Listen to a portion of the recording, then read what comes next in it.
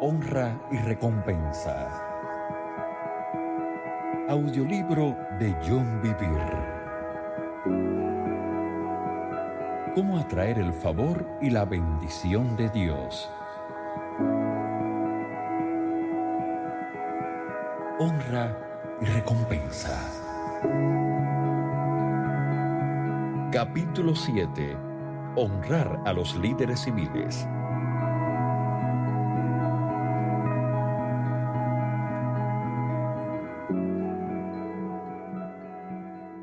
Porque los magistrados no están para infundir temor al que hace el bien, sino al malo. ¿Quieres, pues, no temer la autoridad?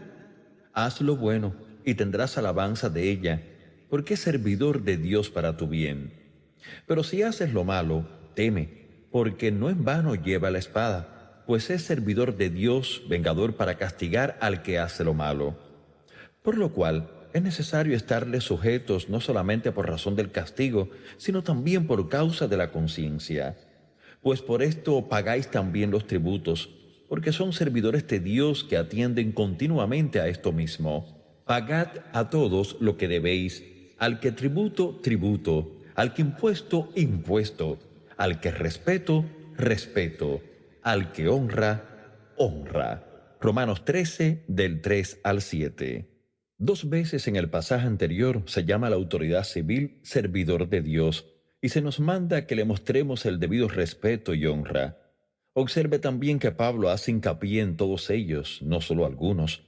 Yo siento esta fuerte sensación en mi corazón cada vez que veo a un policía, bombero, concejal, alcalde, legislador estatal, gobernador, juez, congresista, senador o cualquier otra persona que está en una rama del gobierno.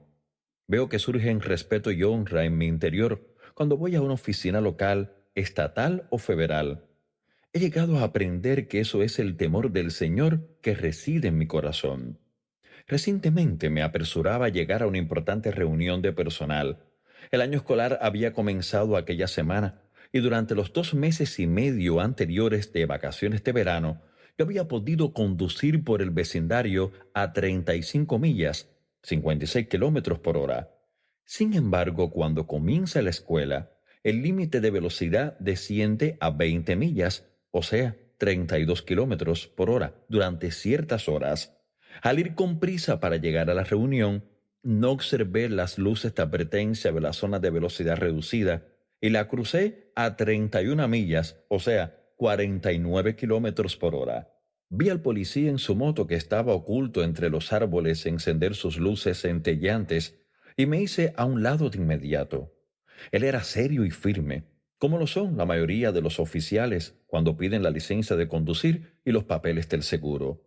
Yo fui respetuoso y reconocí que sabía perfectamente por qué me había detenido y que lo sentía. Intercambiamos cierto diálogo con respecto a mi violación. Luego, él comentó que la mayoría de las personas se quejan y ponen excusas cuando él los hace detenerse. Yo contesté, Señor, soy culpable. Él dijo que la multa por ir a esa velocidad por una zona escolar es de $220, pero para sorpresa mía, me devolvió mi licencia y mi seguro y dijo, que tenga un buen día. Y comenzó a caminar hacia su moto. Yo estaba sorprendido y le dije, ¿no me va a multar? Él solamente sonrió y me dijo adiós con la mano. Yo me alejé sintiendo un tremendo sentimiento de misericordia. Decir que estaba agradecido es quedarme corto. Esto no siempre ha sucedido. Me han puesto unas cuantas multas a lo largo de los años, aun cuando traté a los oficiales con el mismo respeto. Recuerdo un incidente concreto cuando conducía con un empleado nuevo al aeropuerto. Perdí de vista mi velocidad y me hicieron detenerme, de nuevo en mi propio barrio. Mi asistente, pensando que iba a tener favor conmigo, dijo una cruda palabra junto con un comentario derogatorio hacia el policía antes de que él se acercase a nuestro auto. Él estaba molesto con el policía, porque yo iba solamente a unos pocos kilómetros por encima del límite. Otros oficiales podrían haberlo pasado por alto. Una vez más, yo fui amable y respetuoso con ese policía, pero él no fue tan amable o comprensivo como el otro al que acabo de describir. Él se mantuvo firme y procedió a multarme. Yo esperé a propósito hasta que me multó y luego dije, lo siento, señor, sé que soy culpable. Gracias por hacer su trabajo y servir a nuestra comunidad. Yo sabía que una vez que la multa quedaba grabada en la máquina que llevaba en su mano, no podía ser retirada. El porte del oficial cambió por completo y el tono de su voz se avivó. Se suavizó cuando vio mi respeto hacia su autoridad. Entonces actuó como si quisiera retirar la multa, pero los dos sabíamos que no podía hacerlo. Yo quería bendecir a ese hombre a quien veía como un ministro de Dios según el libro de Romanos. Concluimos con cierta conversación amigable. Cuando el oficial nos dejó ir, me volví hacia mi empleado y dije, si creías que hallarías favor delante de mí por criticar al oficial, hiciste justamente lo contrario. Luego procedí a enseñarle. No necesitó mucho tiempo para entender que la manera en que lo habían educado no fomentaba esa perspectiva respetuosa de los policías y que su actitud, que él pensaba que era normal, era totalmente contraria a la que la palabra de Dios nos enseña con respecto a las autoridades civiles. Él aprendió el principio de honrar a las autoridades civiles después de aquel incidente. Recompensa de la autoridad civil.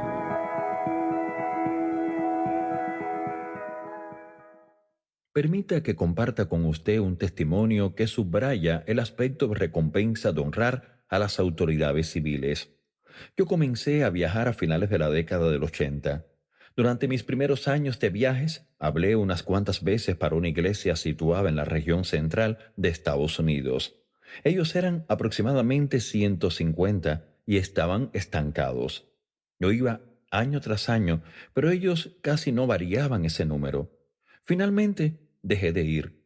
Unos años después recibí una invitación a su conferencia anual, algo que no tenían antes. Observé que había ya confirmados algunos conferencistas muy conocidos y nos informaron de que los asistentes serían más de 800. Yo quedé sorprendido y sentí curiosidad. Después de orar, le dije a mi asistente que aceptara la invitación. Volví a viajar a esa ciudad y, en efecto, al entrar en el aparcamiento de su nuevo edificio, observé de inmediato que estaba lleno de autos. Al entrar en su auditorio, fui abrumado por el hecho de que estaba llenísimo de 800 a 900 personas. La presencia de Dios fue mucho más fuerte de lo que yo había experimentado antes en aquella iglesia. Tuvimos un servicio estupendo. Después de la reunión, yo estaba a solas con el pastor y le pregunté, ¿qué sucedió? Ustedes estaban estancados por años. ¿Cómo creció la iglesia con tanta rapidez?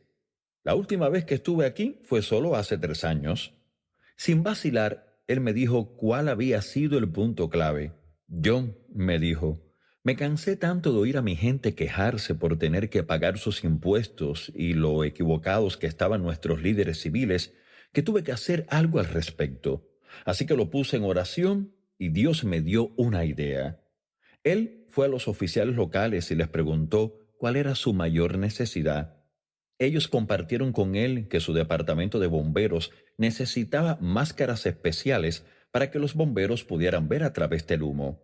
La mayoría de muertes relacionadas con los incendios se deben a inhalación de humo en lugar de a quemaduras. Con frecuencia, el problema para los bomberos es que el humo es tan denso que tienen problemas para poder ver a alguien que esté solo a centímetros de distancia de ellos. Esas máscaras especiales les permiten ver con facilidad a las víctimas y completar enseguida el rescate. Era la mayor necesidad de la ciudad, pero no estaba en su presupuesto. El costo de una sola máscara es de 25,000. El pastor pasó a su púlpito el domingo siguiente y predicó sobre el capítulo 13 de Romanos. En amor, corrigió a su congregación por quejarse contra los oficiales locales.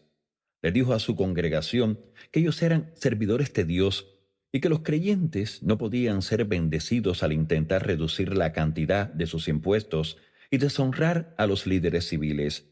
Cuando hubo establecido un cimiento escritural, procedió a hablar de la necesidad que tenía la ciudad de máscaras para incendios y anunció que pasarían una ofrenda especial para dársela a la ciudad para comprar una.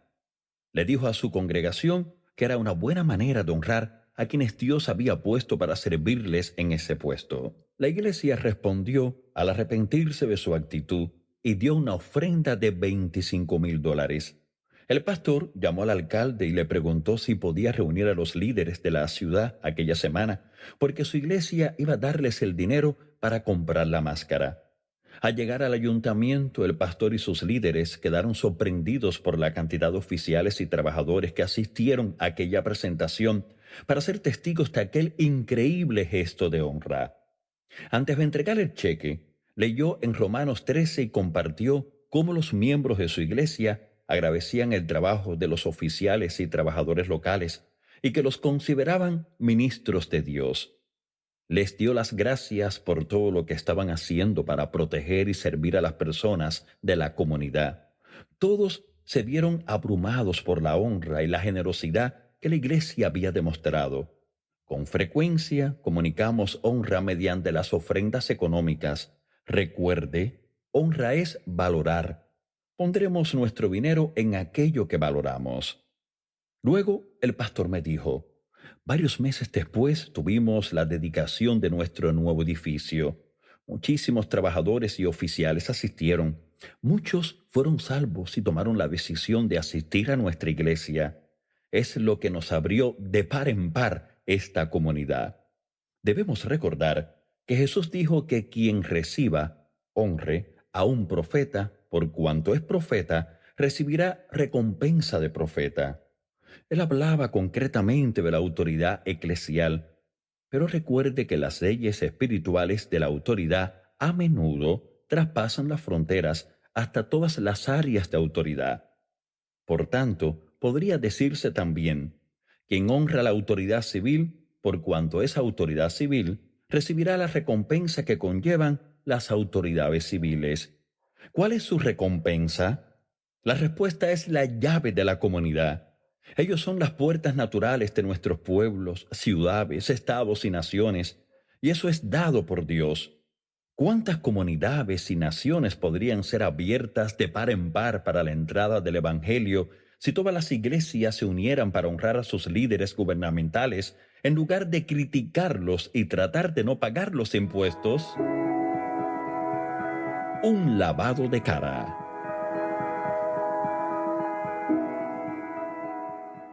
Tengo un buen amigo llamado Danny que pastorea una iglesia grande en Adelaida, Australia.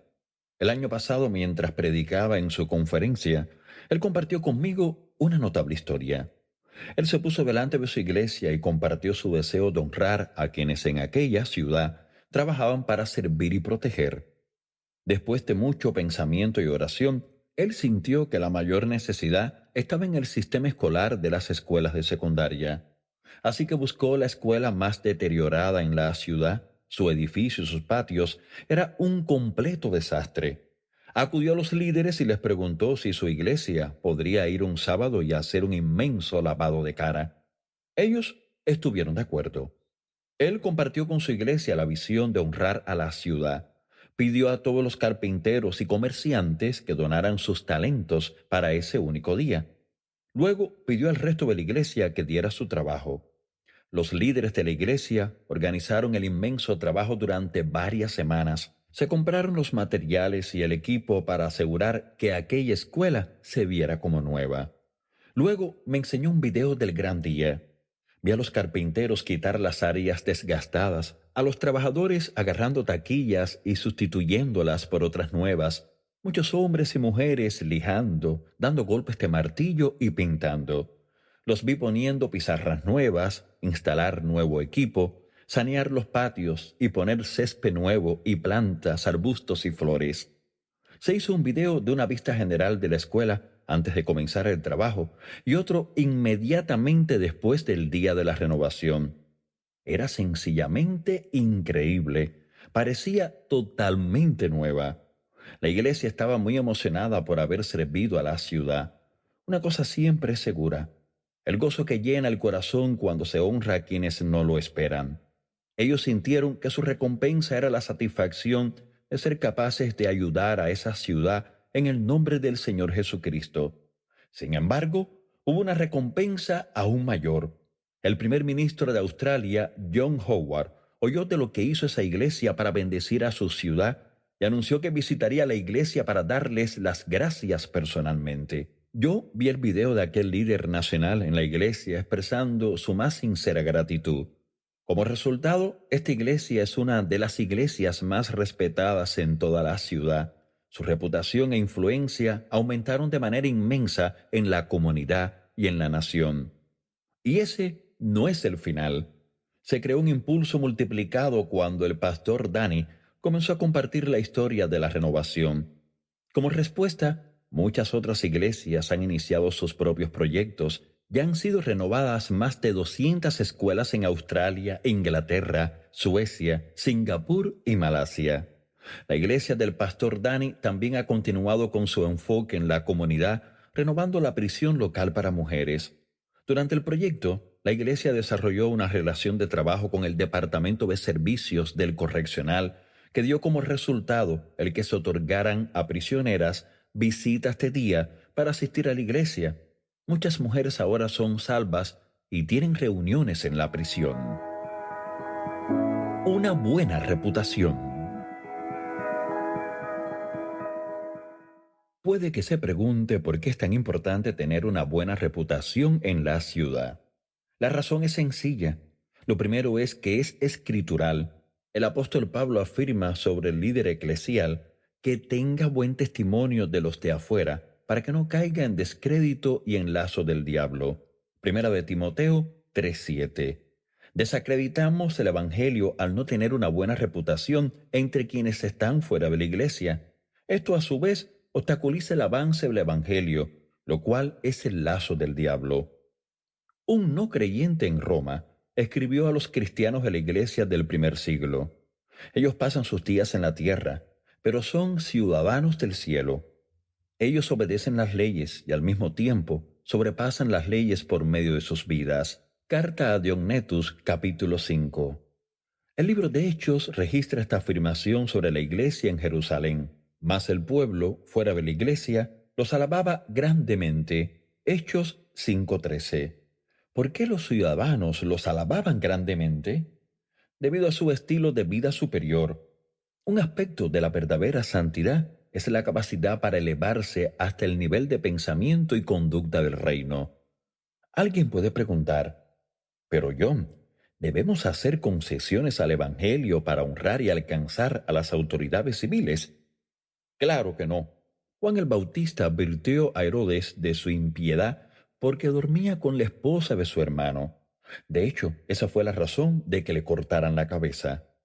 Conozco a un ministro que se reunió con el presidente Clinton y le advirtió del juicio que se produciría en su vida y en el país si él y los otros líderes continuaban legislando a favor de matar a niños inocentes, el aborto. Este ministro lo hizo de tal manera que el presidente tomó la advertencia con mucho respeto, como hizo Herodes con Juan.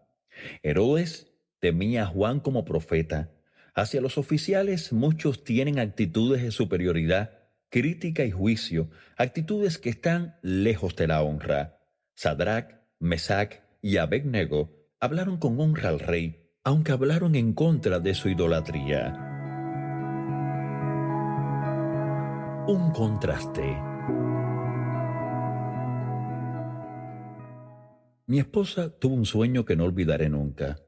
Durante los años en que el presidente Clinton estuvo en su cargo, ella me despertó una noche temblando y me dijo: John, he tenido un sueño que debo contarte.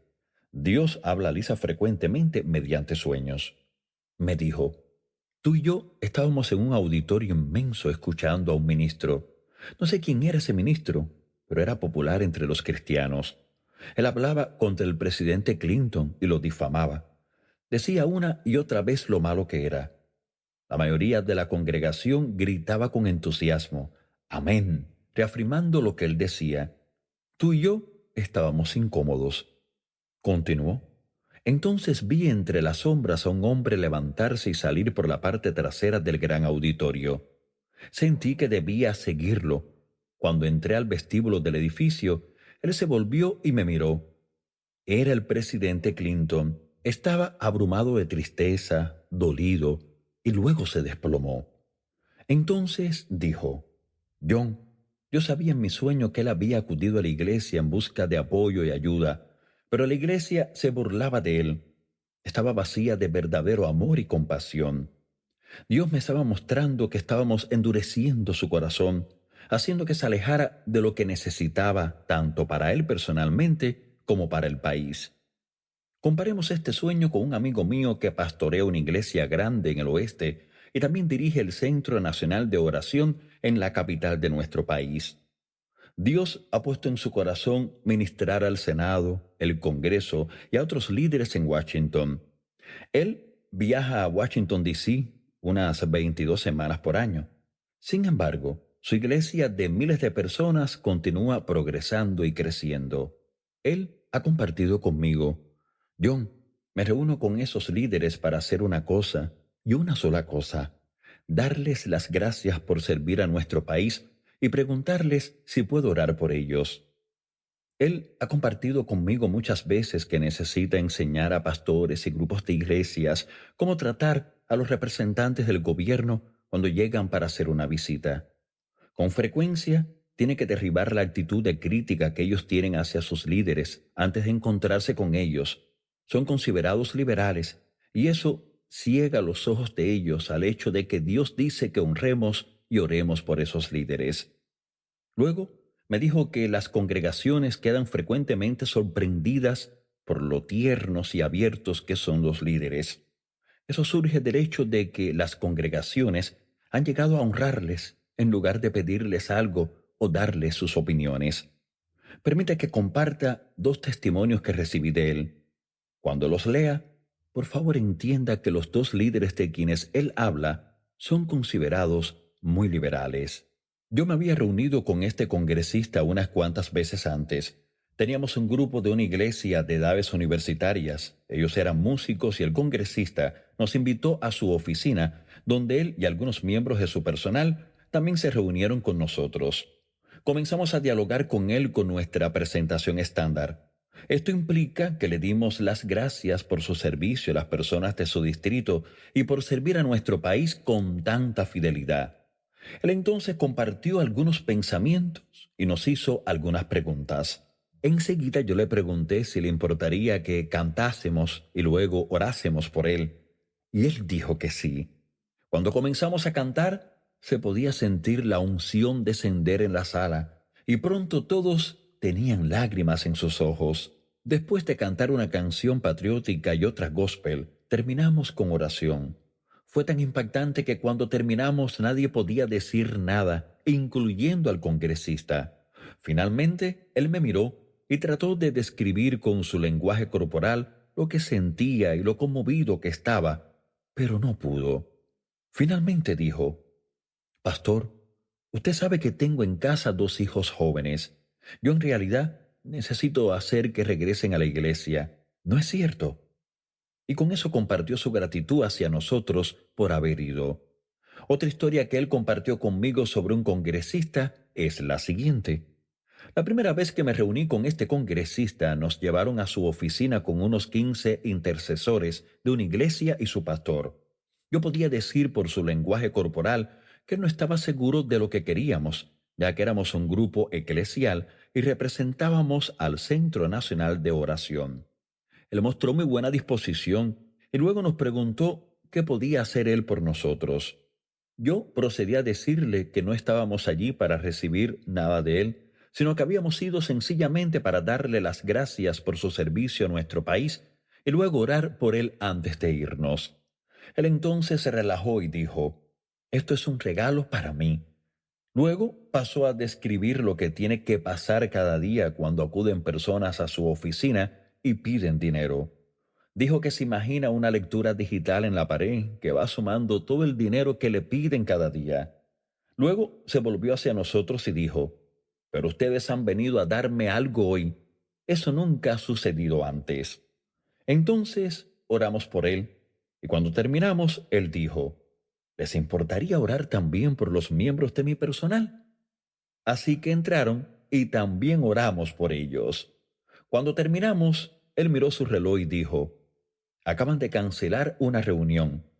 ¿Les importaría si les llevo al Capitolio y se los muestro? Esto no es algo que haga un congresista. Está reservado para los internos o el personal de bajo nivel. Entonces procedió a llevarnos al Capitolio, donde nos guió durante una media hora. Al final, el congresista y yo intercambiamos tarjetas y luego se fue. Unas 2 semanas después recibí una frenética y a la vez emocionada llamada de teléfono del pastor de esta iglesia. Comenzó a decirme que acababa de recibir una llamada de este congresista, quien le preguntó si podía asistir a su iglesia aquel fin de semana. Hablamos sobre cómo debería manejar todo aquello y, en efecto, aquel domingo el congresista apareció con su esposa y su jefe de personal. Después del servicio de adoración, el pastor lo presentó a él y a su esposa y compartieron por un rato. Después oraron por él y por su esposa, quienes quedaron muy conmovidos. Todo eso sucedió como resultado de honrar al congresista y orar por él en su oficina. Mi amigo pastor tiene muchos testimonios como este. Puede que ahora se esté usted preguntando, ¿debemos llevar verdad a nuestros líderes? Sí, al igual que hizo Juan el Bautista, como ha hecho el ministro que advirtió al presidente Clinton y como otros continuarán haciendo. Sin embargo, si la iglesia no es percibida por nuestros líderes como quienes andan en el amor y la compasión de Jesucristo y en la verdadera honra por sus puestos de autoridad, no escucharán nuestras palabras. Debemos decir la verdad, pero debemos hablarla en amor y en el temor del Señor. Habrá veces en que Dios enviará a sus siervos, a un líder civil con una fuerte palabra, como hacían los profetas con los reyes en el Antiguo Testamento. Sin embargo, qué bien hace eso cuando estamos criticando a nuestros líderes en nuestras casas, en nuestros grupos de hogar y los servicios en la iglesia, y apoyamos a quienes hacen lo mismo. Eso no es otra cosa que murmuración. Lo que decimos en privado, debemos estar dispuestos a decirlo con un corazón ardiente de amor y de honra ante la cara de nuestros líderes. Si no es así, envenenaremos nuestros espíritus y eso se manifestará en presencia de nuestros líderes. Honrar al Rey.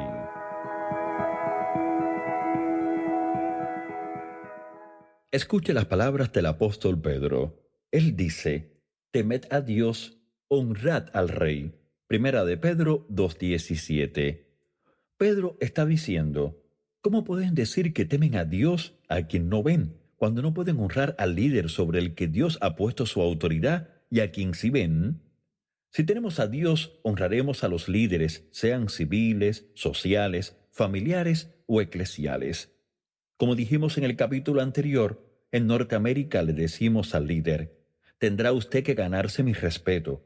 Sin embargo, el temor del Señor dice, veo la autoridad que Dios ha puesto en usted y por eso ya tiene usted mi respeto. Yo hice un estudio del rey al que Pedro se estaba refiriendo concretamente. Desde luego, este pasaje no es de interpretación privada.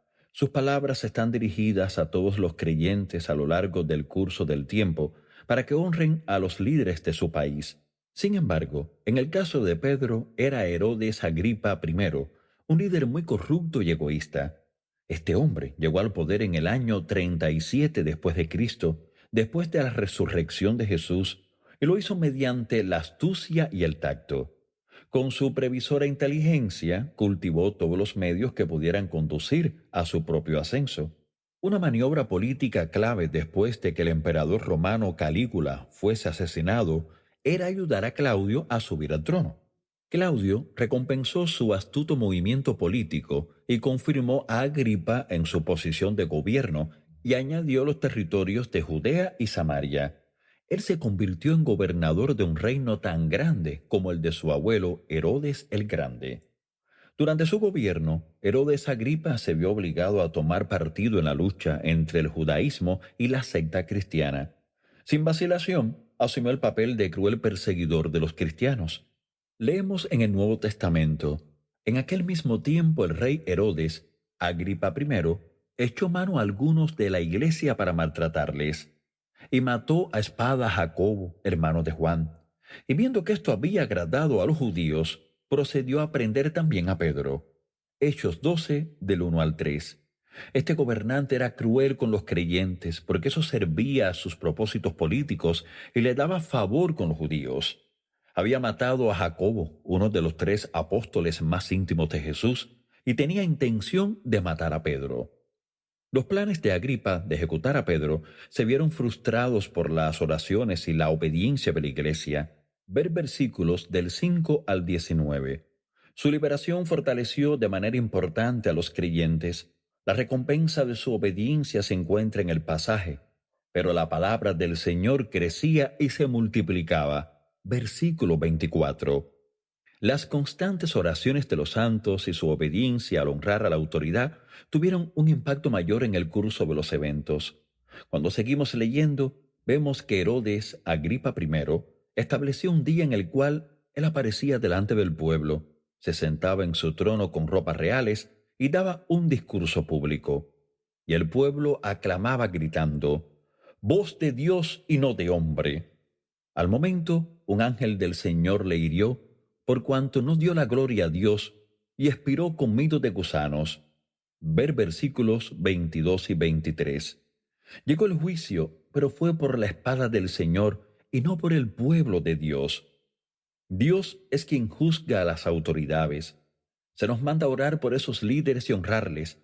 Si hay necesidad de juicio, Dios dice que debemos hacer espacio para que se produzca. Nosotros retenemos su promesa de juzgar con justicia mediante nuestra desobediencia al no orar por nuestros líderes y honrarles.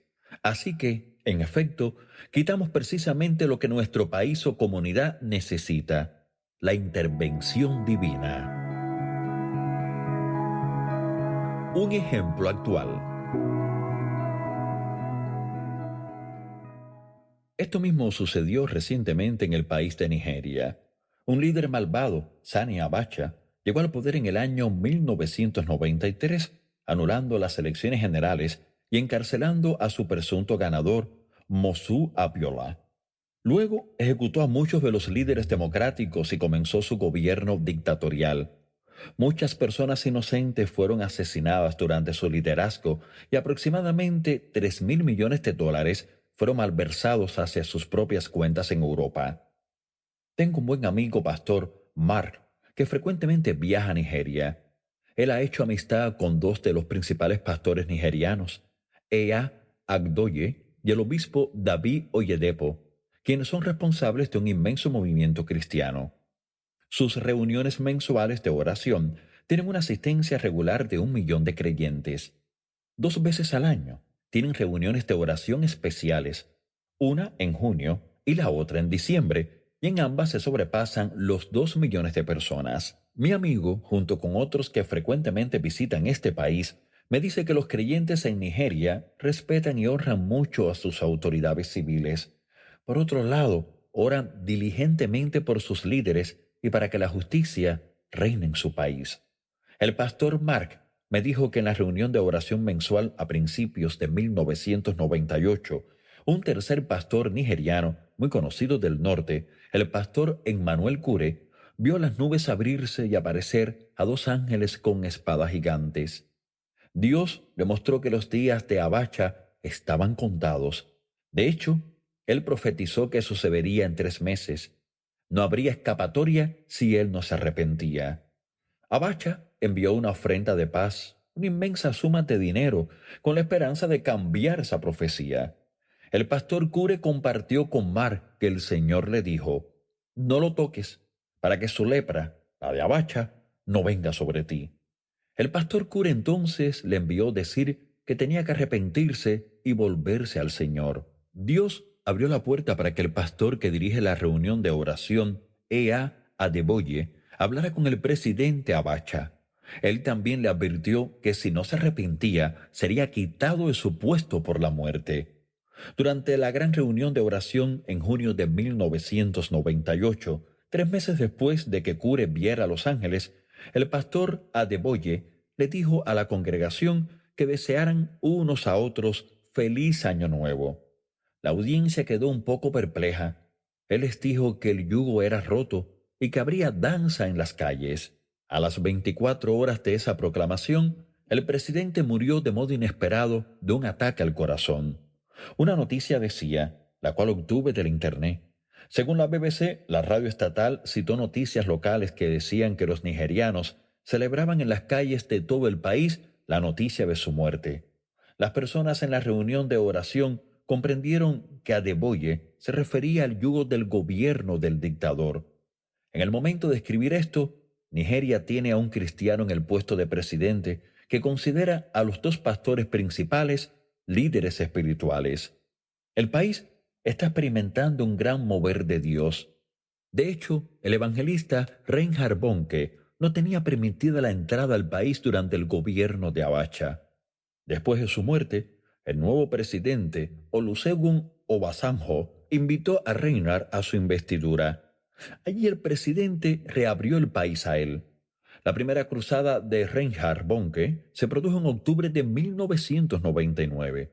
En octubre de 2006, sus cruzadas en Nigeria han registrado 42 millones de personas que han entregado sus vidas a Jesucristo como Salvador y Señor. Esto está confirmado por tarjetas de decisión rellenadas y me lo dijo un amigo que es director ejecutivo del ministerio de Bonnke. La población de Nigeria en el año 2000 era de 123.337.822. Por tanto, en esencia, 42 millones de conversiones es una tercera parte de todo el país. Esto no cuenta el fruto de los pastores del país, otros evangelistas y creyentes que han trabajado en Nigeria desde 1999. Es interesante destacar que Nigeria constituye una cuarta parte de la población de todo el continente de África. Yo llamaría a eso una increíble cosecha de almas. Recordemos lo que la Escritura afirmó después de que Herodes muriera. Pero la palabra del Señor crecía y se multiplicaba. Versículo 24. ¿Por qué fue muerto él? Una vez más, fueron los santos que caminaban en el temor del Señor, lo cual incluye honrar a sus líderes y la iglesia que oraba colectivamente.